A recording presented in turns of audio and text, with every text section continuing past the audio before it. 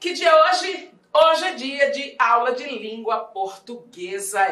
Conosco, eu, professora Glaucia Anunciação, aqui na LAC. E hoje nós vamos ter uma conversa super animada, super extrovertida, super boa. Sobre o quê? Sobre o quê? Intertextualidade e interdiscursividade. Porque tem uma diferençazinha entre as duas, mas nada preocupante. É só para você ter uma noção do que isso significa e como isso se reflete no seu texto. Então, vem comigo que nós vamos conhecer um mundo diferente hoje na interpretação de texto. Vem cá, olha só, olha que fofinha. Olha só, você reconhece a Mona Lisa e aqui o personagem de O Grito? Olha como eles foram estilizados, olha como eles conversam entre si. Não grite, melhore os seus argumentos. E aí a palavra grito justifica o outro quadro. Ora, o que nós temos aqui? Nós temos uma conversa entre este texto, né? Nós temos aqui um cartoon, né? Nós temos aqui uma expressão de arte, um pastiche, na verdade, que é um tipo de intertextualidade também. E observem que nós temos duas obras de arte que conversam entre si, ao mesmo tempo que elas conversam com as obras que deram origem a elas, ou seja, a obra de onde elas partiram, onde elas se inspiraram. A conversa agora é sobre interdiscursividade e intertextualidade. Intertextualidade primeiro, né? Olhem lá, todo discurso é inevitavelmente ocupado, atravessado pelo discurso alheio. O dialogismo são as relações de sentido que se estabelecem entre dois enunciados. José Luiz Fiorin, grande mestre Fiorin, né? E é verdade, se você perceber, todas as ideias que você tem, alguém já teve. E tudo que você reproduz, tudo que você diz, todas as suas ideias são permeadas pelos seus conhecimentos que você adquiriu ao longo de sua vida. Então, de alguma forma, o discurso de outras pessoas influenciaram de alguma forma, positiva ou negativamente, o seu discurso. E aí nós vamos trabalhar a ideia de interdiscursividade e de intertextualidade pautadas nessa, vou usar esse termo propositadamente, contaminação. Esse contágio que nós temos entre textos. Beleza? Muito bem. O que é intertextualidade? Vem cá. Sabe quando você fala, eu já vi isso em algum lugar? Então, você olha o texto e fala assim, eu já vi isso em algum lugar. É porque você está reconhecendo a nave-mãe. O texto de onde esse novo texto que você está observando surgiu. Vem cá. Intertextualidade é o nome dado à relação que se estabelece entre dois textos, quando um texto já criado exerce influência na criação de um novo texto. Entre, né? A textualidade entre textos. Então, nós temos um texto que foi criado com referências, né, a partir de outros textos. Modernamente, né, para quem curte esses filmes de super-heróis e essas coisas bem nerdísticas, vocês vão perceber que existem os tais easter eggs. Você já viu isso? Isso é um tipo de intertextualidade. Deixe-me beber a água para eu conversar com vocês melhor. Como assim, Glaucia? Horas. Quando você está assistindo, por exemplo, vamos partir de uma animação, fácil para você perceber. Quando você assiste uma animação, por exemplo, como o Shrek, vamos falar do Shrek. No filminho do Shrek você vê a Branca de Neve, você vê o Gato de Botas. Olha, você reconhece personagens de outras histórias, trabalhando, né, atuando na história do Shrek. Muito bem. Isso significa que, de alguma forma, esses textos, essas histórias se cruzam. E esse cruzamento significa que, para que um texto ficasse pronto, o seu autor partiu de referências, né, teve como referência textos, e quando eu falo texto, eu estou usando texto no sentido amplo da palavra, né? Eu posso ter um filme, eu posso ter um desenho, eu posso ter um quadro, né? Eu tenho N possibilidades de texto. Então eu tenho um texto que de alguma forma influenciou o outro. Ele serviu de ponto de partida para esse novo texto. vocês reconhecem aqui? Novamente, nós temos o quadro O Grito, né? Veja lá, adaptado ao universo HQ, né? Aqui ao fundo você vê o Batman, ali, né, o símbolo do chamado para o Batman. Aqui você vê o Coringa como a personagem do Grito. Ou seja, houve uma estilização. Mas ainda assim eu reconheço os elementos do texto original, o quadro original. Viram? Então, para que o autor fizesse esta imagem, ele se baseou em outra imagem. Ok? Então, essa conversa entre textos, a relação que se estabelece entre esses textos é a intertextualidade. Muito bem. Vem cá comigo. Ah, olha lá. Conhece esse filme? Então, A Garota da Capa Vermelha. Já assistiu? É aqueles filminhos água com açúcar de fim de tarde para você espairecer. Mas, veja bem, A Garota da Capa Vermelha. Eu vou tirar isso aqui, porque eu quero conversar com vocês sobre isto aqui. Para que serve a intertextualidade? Quais os objetivos, né? Bom, é lógico que você vai reproduzir no seu texto a ideia do outro, a linguagem do outro, num texto opinativo. Mas eu também posso usar a intertextualidade de outras formas. Ela pode ser estabelecida entre produções textuais que representem diversas linguagens. Nós encontramos intertextualidade visual, auditiva, escrita. E sim, visual, nós veremos na aula de hoje as diferentes formas dessa intertextualidade se concretizar em forma de texto, como eu já mencionei, nas suas diferentes formas, né, no seu significado mais amplo de texto. Né? Então, olha lá, intertextualidade visual, auditiva. Como assim auditiva? Imagine uma música, sabe aquelas músicas que a gente inventa para o aluno lembrar um conteúdo, né? Bactérias e sanofícia, salmonera, eu não lembro. Tinha uma musiquinha de biologia, agora eu já esqueci. Mas você tem o professor que ensina a matéria com a musiquinha, para você não esquecer uma regra, por exemplo. Então, aquilo eu tenho que um arranjo sonoro, né? Eu mantenho a mesma harmonia sonora. Né? Eu estou tentando pensar aqui em alguma coisa para eu cantar, mas eu vou pagar um mico enorme, então é melhor eu ficar quieta e me ater ao texto. Vem aqui. A intertextualidade pode ser expressa nas artes, na literatura, pintura, escultura, música, dança. Dança? Sim, dança. A partir do momento em que eu pego como referência uma dança e estilizo. Eu não sei se vocês vão se lembrar de um rapaz chamado John Lennon da Silva. John Lennon da Silva foi a um programa chamado Se Ela Dança, Eu Danço. E aí, inclusive, ele virou questão de Enem, exatamente porque ele fez essa intertextualidade na dança. Ele pegou, através de um projeto social na comunidade, no bairro onde ele morava, ele pega uma dança, um clássico do balé, A Morte do Cisne, e faz uma adaptação para um tipo de breaking, né? E fica maravilhoso, fica fantástico, ele consegue contagiar o país inteiro com aquela dança dele. Viu? Então nós temos uma intertextualidade também na dança, quando nós estilizamos, né? Quando você pega uma música, por exemplo, se você canta um rock, né? Você tem um rock, aí você pega aquele rock e fala, não, eu vou cantar esse rock como se fosse bossa nova. Isso é um tipo de intertextualidade. Tudo bem? Vamos lá.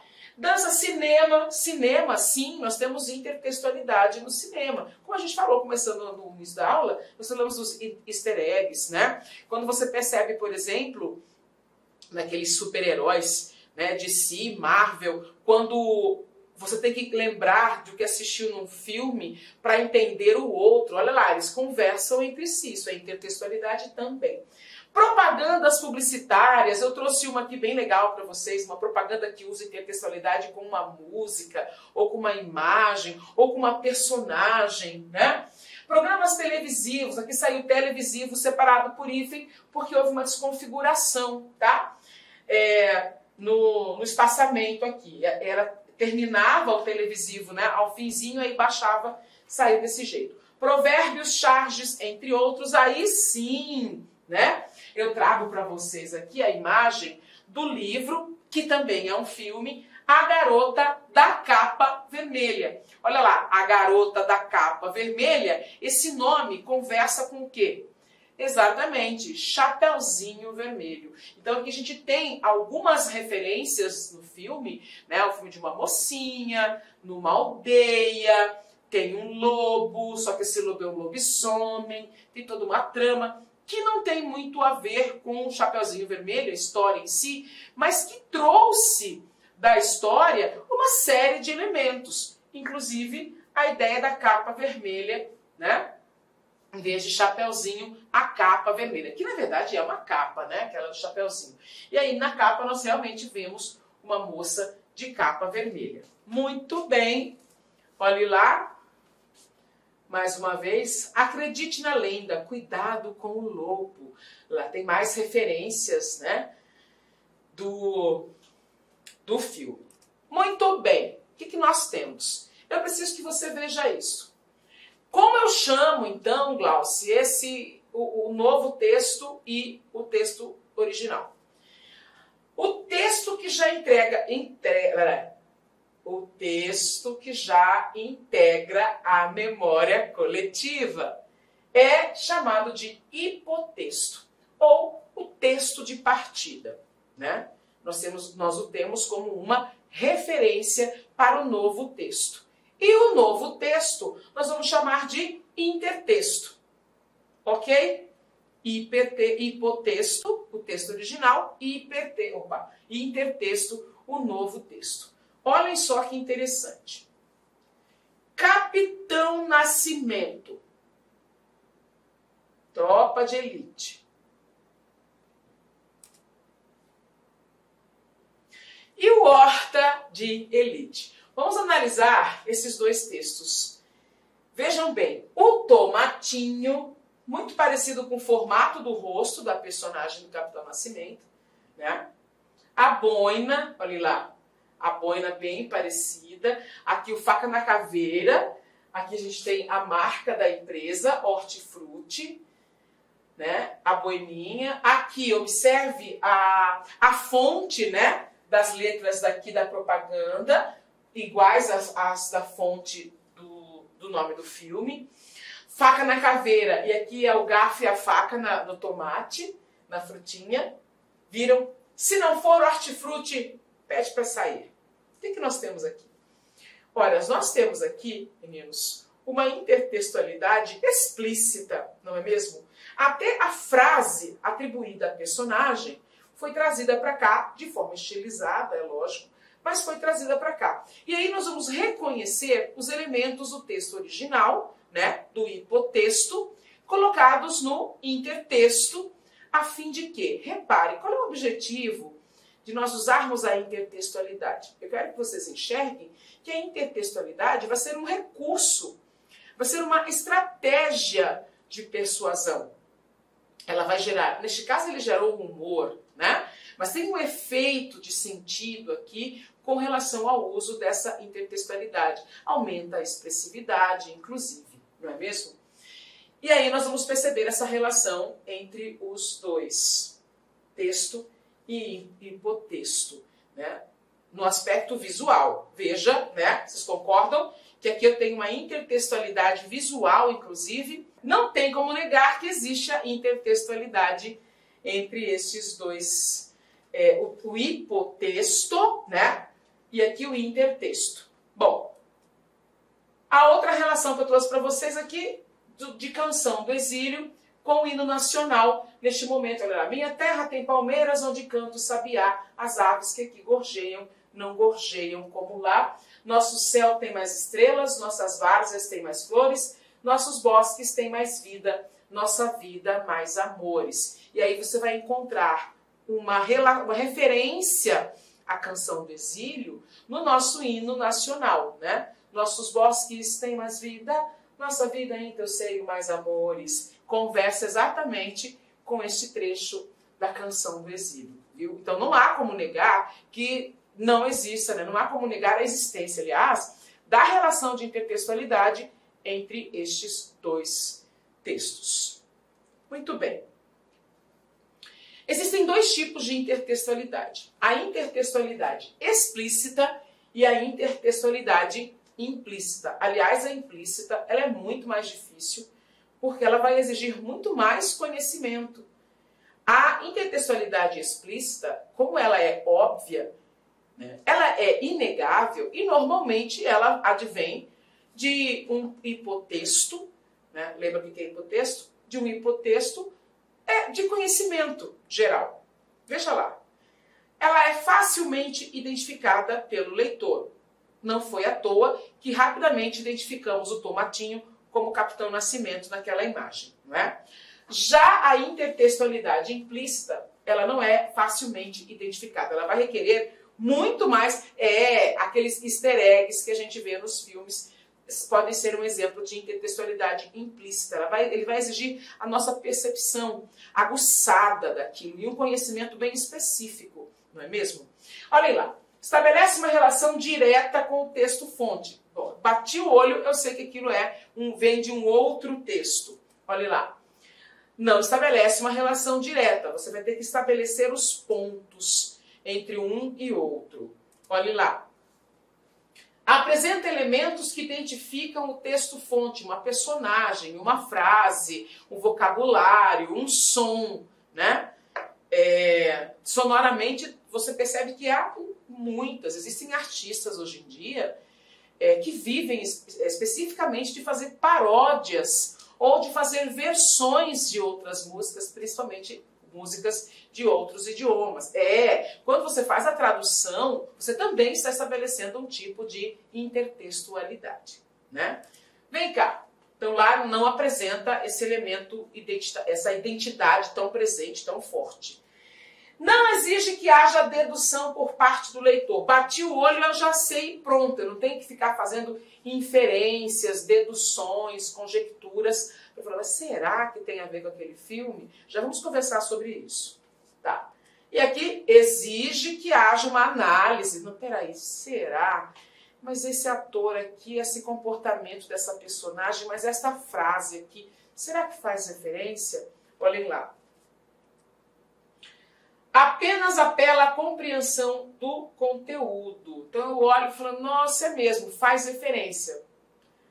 Os aspectos superficiais do texto já permitem a percepção da conexão entre ele e o seu hipotexto. Ali não. Ali nós temos uma outra situação. Exige que os leitores recorram a conhecimentos prévios para a compreensão do conteúdo. Foi aquilo que eu falei, né?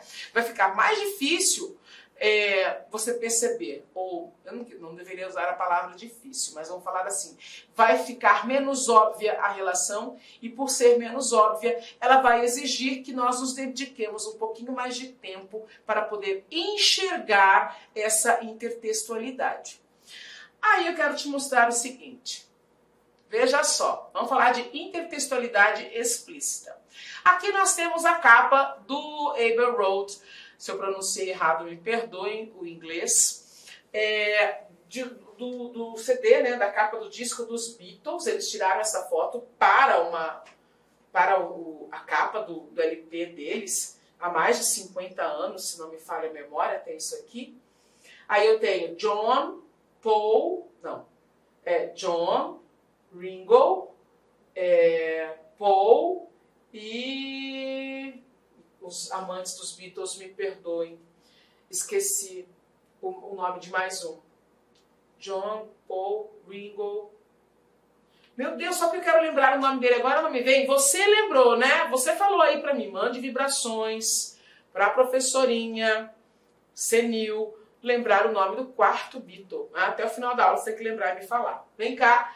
Do outro lado, quem nós temos? Os Simpsons. Eu não vou falar o nome dos Simpsons para não correr o risco de errar o nome deles, né? Professora, não entregue a sua idade mental, professora. Olha lá. E aí, o que nós percebemos? Automaticamente, ao verificarmos essa imagem, nós vamos lembrar desta, né? Ah, eu não vou lembrar. Bom, se você não lembrar, é porque você não conhece. Nenhum ser humano que já tenha visto esta imagem não vai deixar de reconhecê-la nesta imagem. Então nós vamos dizer que a intertextualidade é explícita. Olhem lá. Intertextualidade implícita. Você conhece estes casais? Já assistiu aquele? Ah, esse filme é mais velho. Que filme é esse? Ah, é Romeu e Julieta, Glaucia. Sim, é Romeu e Julieta. Muito bem, tá esperto, hein? E esse casal aqui, esse casal aqui é antipático pra caramba. Ah, é da saga Crepúsculo. Aham, não sei, Eduardo e Bela. Aqui eu lembrei. E lá, Romeu e Julieta. Você acredita que existe relação entre eles? Ah, Glaucia, eu não acredito. Aquilo é um clássico da literatura inglesa. E Crepúsculo? Crepúsculo conversa com Romeu e Julieta. Por quê?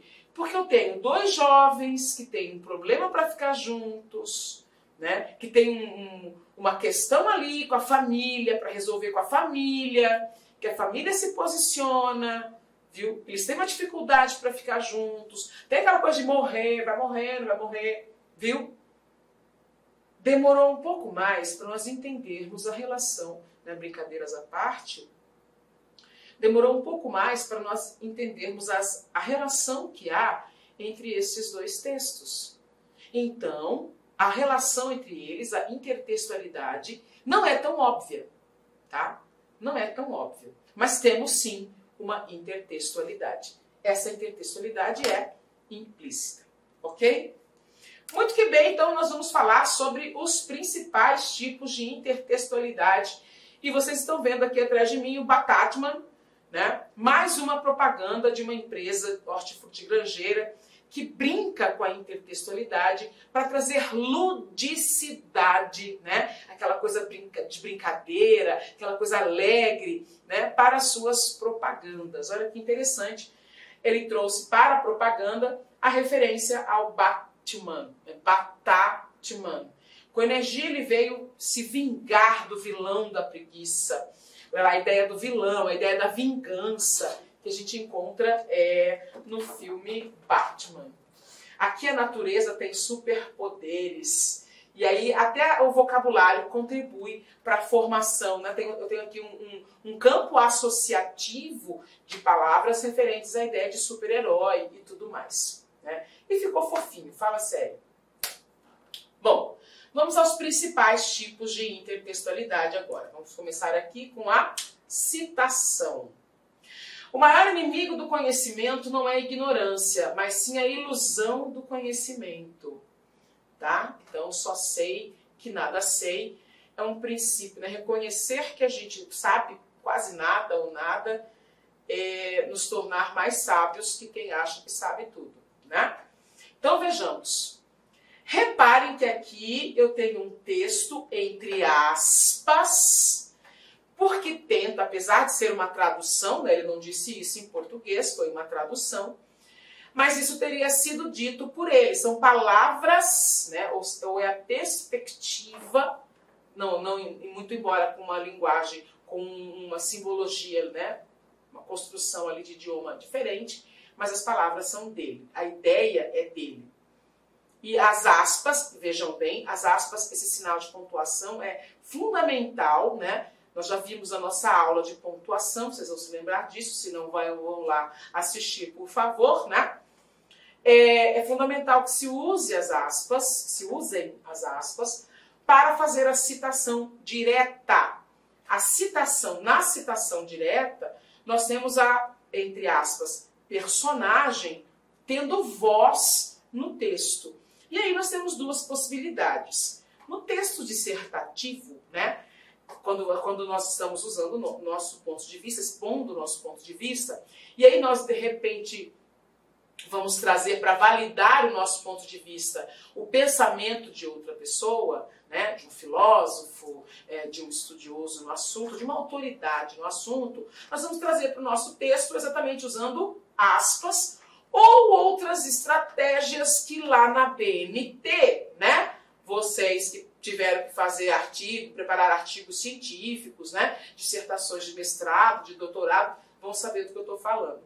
Então, existem formas de eu representar aquilo no meu texto. Reparem que eu estou reproduzindo a fala do outro, né? Na citação direta, o que nós temos? A intertextualidade direta, porque nós estamos usando no nosso texto, ou no texto, né? Estou falando no nosso texto, porque eu estou levando em consideração o texto que nós estamos produzindo. No texto que nós estamos lendo, o autor, seu autor, está reproduzindo a fala de outro autor, né? De uma outra autoridade. Intertextualidade direta, né? Nós temos a facilidade de identificação pelo leitor. Nós temos a reprodução de um texto ou parte dele, tá? Eu não preciso ter a frase inteira, o texto todo, eu posso ter um trecho dele, né? E nós temos usos de aspas ou de itálico. Então eu reconheço visualmente, inclusive, essa citação. Tudo bem? Paráfrase. Existem vários níveis de paráfrase, tá? Não vamos... É que eu trouxe assim. A paráfrase em geral.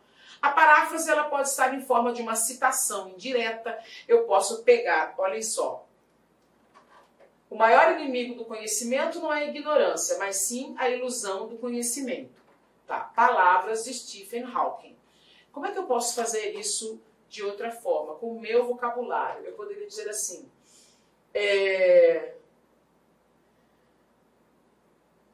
Fingir, achar que se sabe tudo é a pior das ignorâncias. Eu falei a mesma coisa que ele disse, com outras palavras, com o meu vocabulário. Então eu peguei o que ele falou e usei o meu vocabulário para expressar a mesma ideia. Então eu atualizei a fala dele para a minha, né? Eu recontextualizei essa fala. Isso é paráfrase. Aqui, reparem, nós não temos uma paródia. Por quê? Aí a paródia, meninos, ela vai fazer o seguinte com o seu texto. A paródia, ela desconstrói a ideia original, ela subverte a ideia original. Na paráfrase, você mantém a essência de alguma forma. Mesmo que você não concorde com ela, você a traz, né, para o texto de forma íntegra, ou seja, a sua essência é mantida. Aqui, por mais que a gente ache engraçado, porque são os Simpsons, nós entendemos exatamente a ideia original dos Simpsons, dos Beatles, atravessando a rua com a seriedade, né? A reprodução de todo o cenário, o respeito ao original. Tá? Então nós não podemos falar que é uma mera paródia. Então nós temos o quê? Nós interpretamos a paráfrase como, né, uma espécie de tradução, a gente faz uma interpretação do texto original, uma tradução, uma atualização, uma recontextualização. Nós vamos explicar o texto original, é possível você explicar o texto original e para isso você vai trazê-lo na sua essência, na sua íntegra, né? É uma nova apresentação, é uma nova versão, lembre-se disso. E nós vamos mudar o formato e manter o conteúdo. Tudo bem? Como assim? Porque o conteúdo é a essência, o que ele quis dizer verdadeiramente. Mesmo que você esteja trazendo o texto para desconstruí-lo, ele apareceu na sua essência total do texto. Então, é uma paráfrase, tá? O que nós vamos mudar é a forma.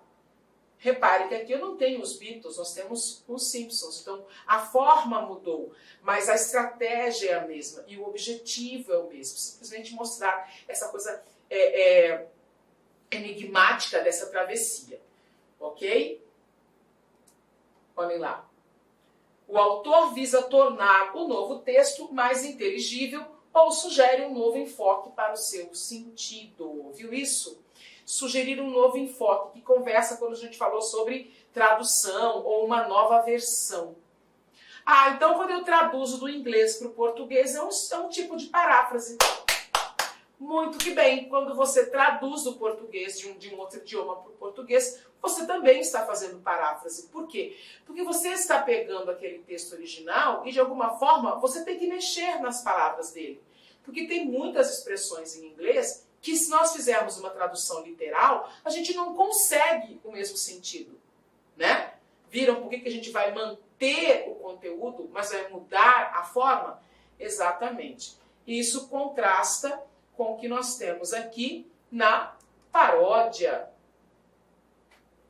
Olhem só, na paródia, o objetivo realmente é desconstruir, é subverter o texto original. Veja aqui, o texto original, Mona Lisa. E eles brincaram com o hífen, tá? A Mona Lisa, porque eles queriam Mona Lisa mesmo, Lisa, sem grana. Por isso eles colocaram o hífen, né? Então eu tenho o quadro original da Mona Lisa, que eles brincam com Mona Lisa, até o próprio nome, eles fizeram uma paráfrase, fizeram uma paródia, eles brincam, ao separar Mona Lisa, eles remetem à ideia do financeiro. Então o original não tem nada a ver com o financeiro. E eles brincam com que o original é pobre, né? E a Mona rica, olha a Mona rica, ela é loura, maravilhosa, tem um Apple, tem os dedos cheios de anéis, o cabelo maravilhoso, tem um colar chiquérrimo. E aí você percebe a subversão, você percebe a desconstrução do original. Nós mantivemos alguns elementos e desconstruímos o objetivo final. Tá? Então a essência do original não foi mantida, apenas algumas coisas da forma. Então na paródia existe a subversão do hipotexto, existe a distorção da ideia original. Ela, normalmente, o objetivo é crítica, ou ironia, ou humor, né? Vai gerar um humor, normalmente é o humor. Mantém a forma, olha lá, mantém a forma, você reconhece os elementos visuais, né? Mas muda o conteúdo. Por quê? Porque a mensagem mudou. A mensagem já não é mais a mesma. Viram? E aí nós temos essa percepção. Geralmente é caráter de texto humorístico. Mas aí eu quero que você perceba o seguinte: o fato de ter caráter humorístico não faz de todo o texto uma paródia. Porque vou voltar ali aos Simpsons. Olhem lá. Vou voltar aqui aos Simpsons. A gente pode achar isso aqui engraçado, mas isso não é uma paródia. Né? Maurício de Souza, ele produz desenhos, os desenhos em quadrinhos, as histórias em quadrinhos, e ele leva muita metalinguagem e muita intertextualidade. Você vê a Mônica de Julieta, o Cebolinha de Romeu, né? Você vê a Magali de Hamlet, né? E ele vai trazendo elementos da literatura e colocando no seu texto, né? Nos textos produzidos nas revistinhas dele. E em nenhum momento aquilo é desrespeitoso ou subverte o original, ou desconstrói o original. Então são paráfrases, são releituras feitas ali pelo autor, né? E aí fechamos aqui com a paródia. Opa, fomos longe. A paródia.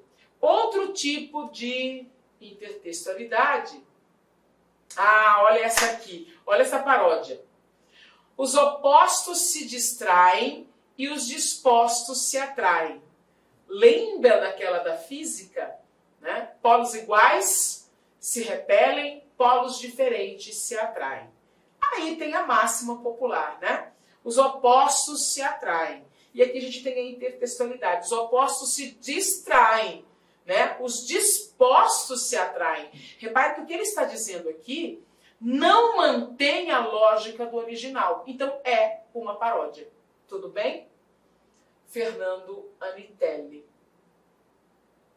Grave essa, hein? Não vai achando que os opostos se atraem. Eles se distraem. Ficam lá distraídos, né? Por um tempo, depois percebe que não rola. Os dispostos se atraem. Quem está disposto a manter a relação. Bom, vamos... Inicialmente eu peço licença para vocês, pois interrompi os seus estudos, mas olha só, essa videoaula é uma videoaula demonstrativa do nosso site Lá Concursos, da nossa professora Glauci de língua portuguesa. E tem um convite especial para você. Você quer continuar assistindo essa videoaula até o final? Você quer ter o material de apoio? Mais ainda, Você quer ter todo o conteúdo produzido, inclusive, nós temos aí alguns módulos ministrados presencialmente pela professora Glauci, então clique aqui embaixo, faça a sua matrícula, nós estamos disponibilizando essa super isolada da professora Glauci, você vai ter acesso aí a 1 ano de conteúdo e todo o material produzido por ela estará nessa isolada aqui da Lá Concursos. Então vem comigo, vamos lá, vamos estudar. Pode ter certeza que as suas dificuldades de língua portuguesa e interpretação de textos serão sanadas. Professora top de linha. Valeu!